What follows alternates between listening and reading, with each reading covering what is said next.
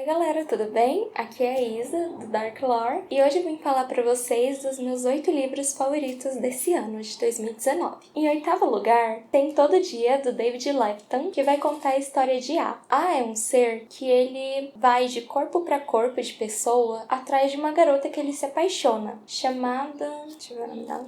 Chamada Rhiannon. Todo dia, como eu falei, ele acorda num corpo diferente e ele vai e se desloca até a Rhiannon. Como o A, ele não tem um corpo, ele não tem uma mentalidade fixa, uma religião, é um livro com muita diversidade e que a gente tem um protagonista com ótimas lições de vida. Então, é incrível esse livro, mas de todos esses 8, é o único da lista que foi 4 estrelas e meia. Ainda assim, eu super recomendo. Em sétimo lugar, eu não vou ter ele aqui pra mostrar, eu peguei da biblioteca, então vai estar em algum canto. Gabi que sabe. Aqui.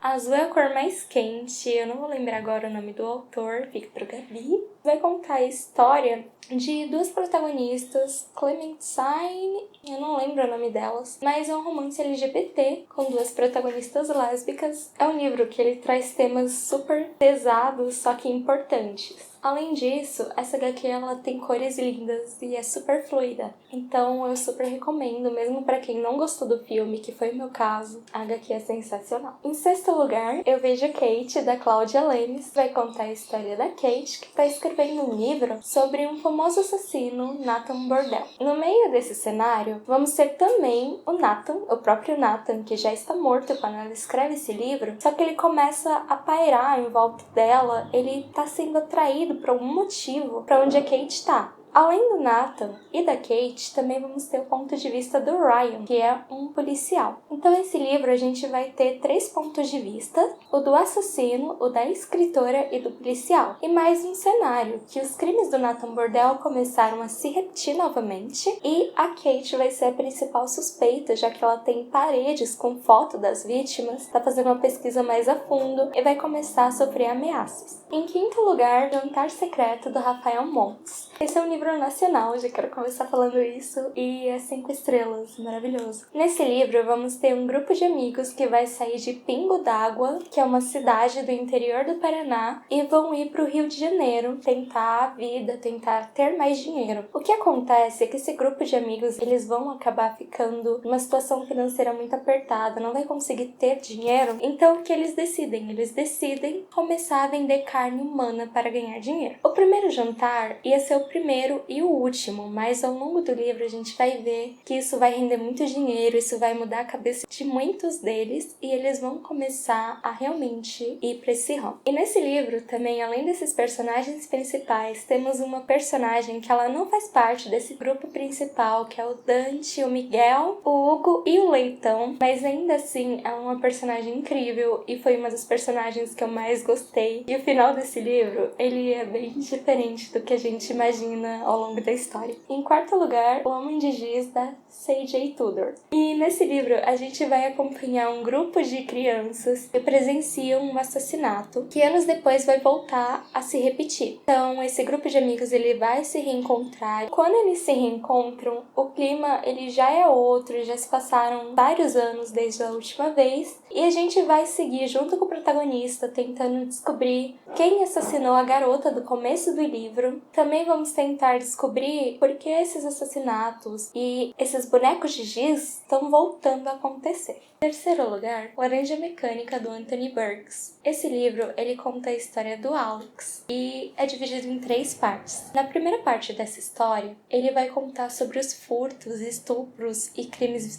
ultra violentos, como ele chama no livro, que o Alex comete com os capangas ou amigos dele. Esse livro, ele também conta com um dialeto próprio dessa história que dá muito trabalho, assim, de começo, mas que depois você se acostuma. Essa edição especial, inclusive, ela tem uma vantagem de contar com esse glossário Natsat. Nesse glossário, a gente encontra as palavras e a tradução delas. Por exemplo, aflorar, tirar do bolso. Então, de começo, eu usei muito esse glossário Natsat, o que acabou tornando a leitura muito arrastada. Eu precisava cada palavra ir no glossário e procurar. Você não é obrigado a fazer isso, tem como ler direto, só que eu gosto de entender o que eu tô lendo. E essa edição também tem alguns pontos negativos que eu queria comentar. ela é uma edição que amassa e fica com riscos muito facilmente. Então, assim, se você, como eu, coloca no livro, o livro na bolsa, pra ler nos locais, pra ir pra faculdade, pra escola, pra trabalho, ele vai acabar riscando muito fácil. E se você levar na jacket, ela vai acabar amassando. Além das páginas do livro serem muito brancas e ela reflete a luz. Isso acaba cansando muito o olho e tornando muito difícil você ler esse livro assim de uma tirada só. Mas fora isso, a história é muito boa e eu não comentei propositalmente da parte 2 e da parte 3 porque eu não gostaria de estragar a experiência de leitura. Talvez a maioria de vocês já saiba sobre a história, sobre o que se trata, mas para quem não sabe, eu acho que só com essa parte 1 eu já tô estragando um pouquinho da história. Então, leia pra descobrir a parte 2 e 3, eu garanto que vai valer a pena. Em segundo lugar, eu vim trazendo a conclusão de Magisterium, que eu comecei a ler lá em 2018, mas estava faltando lançar o último livro agora em 2019, se eu não me engano, o penúltimo também. Esse livro é o último da série, como eu disse, e chama A Torre de Ouro. Ele é escrito por duas autoras bem conhecidas, a Cassandra Clare, que é a mesma autora de Instrumentos Mortais e outras séries, Artefatos das Trevas, ela tem várias séries. E a Holly Black, que foi por ela que eu vim para essa leitura. E esse livro é incrível, vai contar a história do Callum Hunt, mais conhecido como Cal. O Cal, ele é um garoto totalmente diferente dos heróis de sagas de fantasia que a gente encontra por aí. Começando que ele tem um problema na perna, então ele não é aquele protagonista foda que vai sair correndo, que vai, nossa, escalar prédio. Não, ele não é esse tipo de protagonista. O segundo, ele não quer ir para essa escola de magia e bruxaria. O pai dele orientou ele que lá é um lugar péssimo, que ele não tem que querer ir. E ele realmente faz de tudo para falhar no teste dessa escola. Como vocês devem saber, né, já que é uma série de livros, ele acaba sim passando, mas ao contrário do que o que a gente pensa, ele passa sendo o pior. Ele passa justamente por ser perigoso, ele ficar solto, por ele ser muito ruim e ter muitos poderes. Então a gente vai acompanhar a ida dele a essa escola de magia e bruxaria, que também, diferente de outras escolas como Hogwarts, que é a mais conhecida, não é toda luxuosa, toda linda, não. Ela fica no subterrâneo e é extremamente